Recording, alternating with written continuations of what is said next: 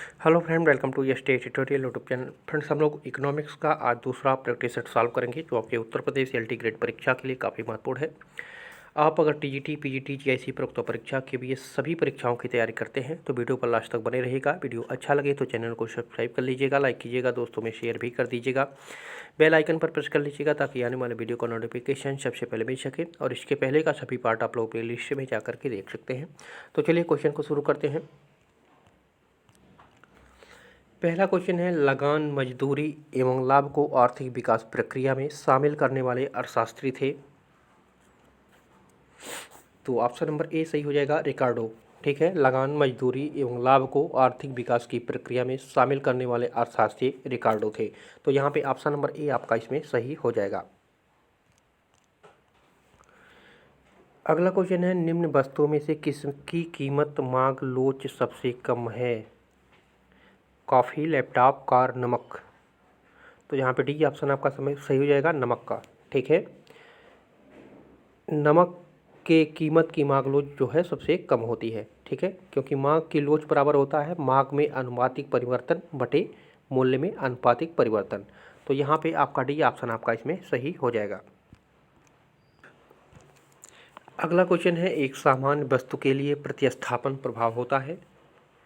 तो एक सामान्य वस्तु के लिए प्रतिस्थापन प्रभाव कैसा होता है? तो वो सदैव धनात्मक होता है। ठीक है, एक सामान्य वस्तु के लिए प्रतिस्थापन प्रभाव जो है सदैव धनात्मक होता है। प्रतिस्थापन प्रभाव क्या होता है? किसी वस्तु के कीमतों में वृद्धि के रूप में जो है उपभोक्ताओं को कम महंगा विकल्प के साथ और अधिक महंगी वस्तु की जगह लेना, अर्थात कहा जाए तो किसी महंगी वस्तु के स्थान पर किसी सस्ती वस्तु का उपभोग ही जो है क्या होता है, प्रतिस्थापन प्रभाव को दिखाता है। तो वो सदैव धनात्मक होती है। ठीक है, तो यहाँ पे ऑप्शन नंबर ए आपका इसमें सही हो जाएगा। अगला क्वेश्चन है, अंतर्राष्ट्रीय व्यापार तब संभव नहीं होगा जब दो देशों में उत्पादन संभावना रेखा होती है। तो कैसा रेखा होती है? तो समान ढाल वाली। ठीक है, यहाँ पे डी ऑप्शन करेक्ट हो जाएगा। अंतर्राष्ट्रीय व्यापार में तब संभव नहीं होगा जब दो देशों के बीच उत्पादन संभावना रेखा समान ढाल वाली होगी। ठीक है, समान ढाल वाली होगी। अंतर्राष्ट्रीय व्यापार से क्या लेना देना है? अंतर्राष्ट्रीय व्यापार जो है अंतर्राष्ट्रीय सीमाओं या क्षेत्रों के आर पार पूंजी, माल और सेवाओं का आदान प्रदान ही करना होता है। और उसमें जब दोनों देशों के मध्य समान ढाल वाली रेखा होगी, समान क्रय विक्रय होगा, तभी जो है वहाँ पे अंतर्राष्ट्रीय व्यापार की संभावना बढ़ेगा। तो यहाँ पे डी ऑप्शन आपका इसमें करेक्ट हो जाएगा।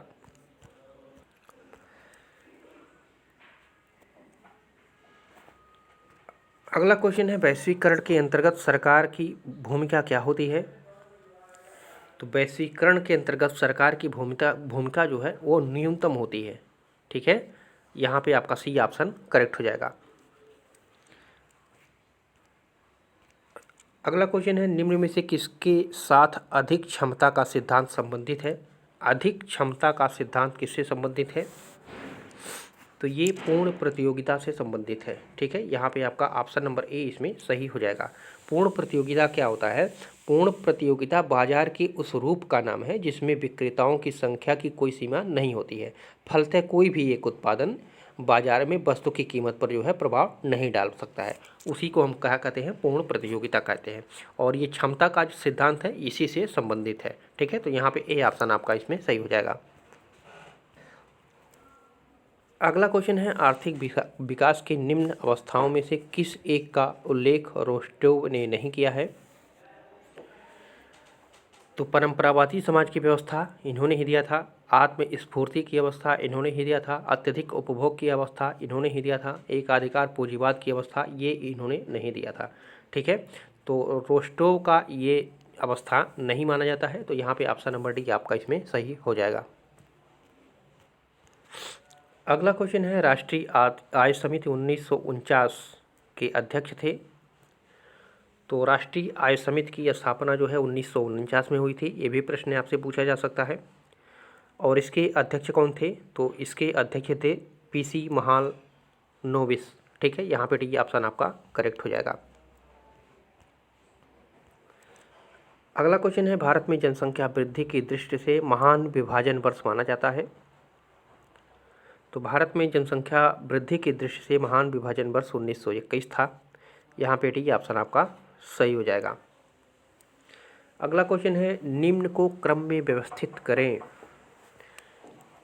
तो निम्न को क्रम में व्यवस्थित करें। WTO का निर्माण कब हुआ था? तो WTO का निर्माण हुआ था 1995 में, 1995 में, ठीक है। और गेट का उरुग्वे राउंड ये कब हुआ था? तो इसकी स्थापना हुई थी आपका 1994 में, 1994 में, ठीक है। और गेट का निर्माण कब हुआ था?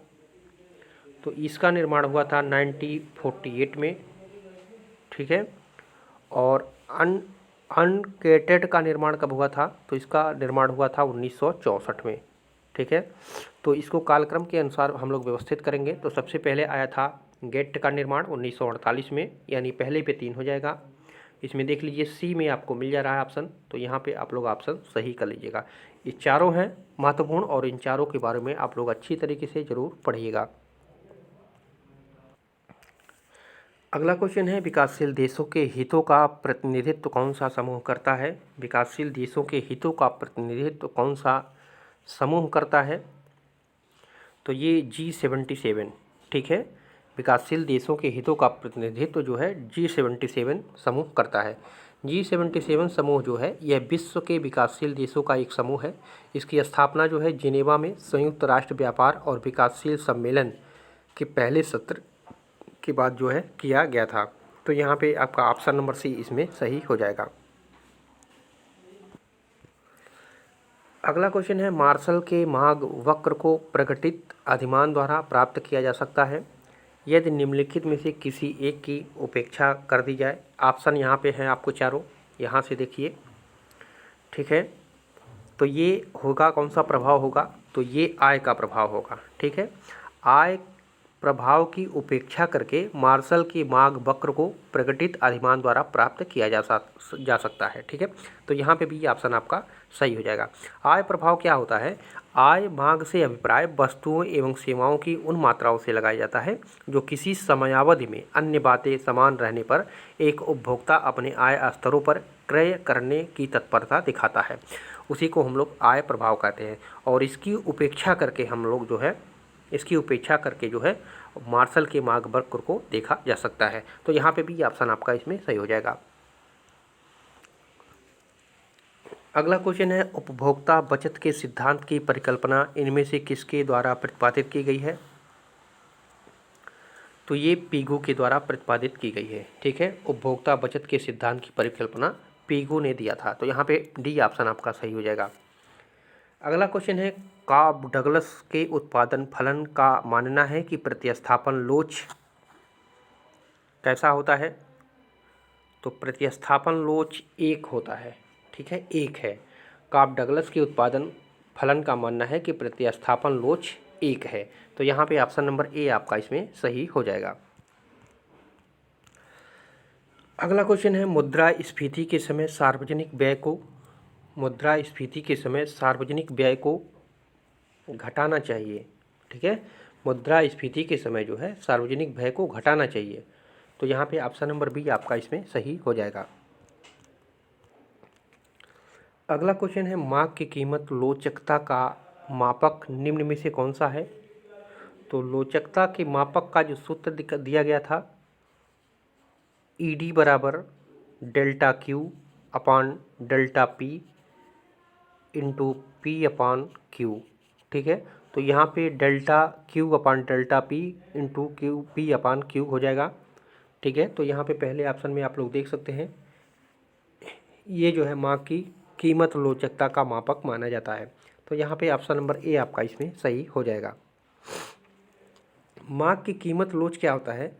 मांग की कीमत लोच कीमत में परिवर्तन के परिणाम स्वरूप वस्तु की मांगी गई मात्रा में परिवर्तन की कीमत की लोच कहलाती है। तो यहाँ पे ऑप्शन नंबर ए आपका इसमें सही हो जाएगा। अगला क्वेश्चन है प्रकृति मानव पर दयालु नहीं बल्कि कृपण होता है। निम्नांकित में से यह कथन किसका है? तो ये कथन है रिकार्डो का, ठीक है। रिकार्डो ने कहा था प्रकृति मानव पर दयालु नहीं बल्कि कृपण होता है। अगला क्वेश्चन है किसी राष्ट्र की जननांकीय लाभांश की घटना किससे संबंधित है? जननांकीय लाभांश की घटना किससे संबंधित है?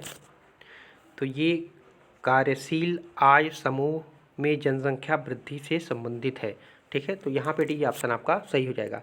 किसी राष्ट्र की जननांकीय लाभांश की घटना वहाँ मौजूद कार्यशैली आय समूह में जनसंख्या वृद्धि से संबंधित होती है।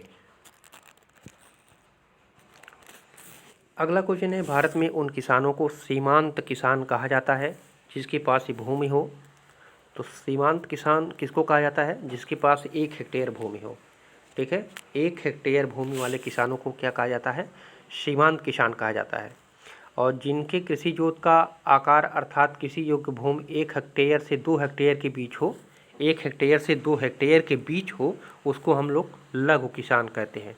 ठीक है, लघु किसान कहते हैं। तो दोनों पॉइंट को यहाँ पे आप लोग याद रखिएगा। यहाँ पे ए ऑप्शन सही हो जाएगा। अगला क्वेश्चन है, वह बिंदु जहाँ फर्म अपनी परिवर्तनशील लागतें पूरा कर पाती है कहलाता है। तो क्या कहलाता है? उत्पादन बंद होने का बिंदु कहलाता है। ठीक है, उत्पादन बंद होने का बिंदु कहलाता है। वह बिंदु जहाँ फर्म अपनी परिवर्तनशील लागतें पूरा कर पाती है उसे उत्पादन बंद बिंदु कहते हैं। ठीक है, तो यहाँ पे ऑप्शन नंबर ए आपका इसमें सही हो जाएगा।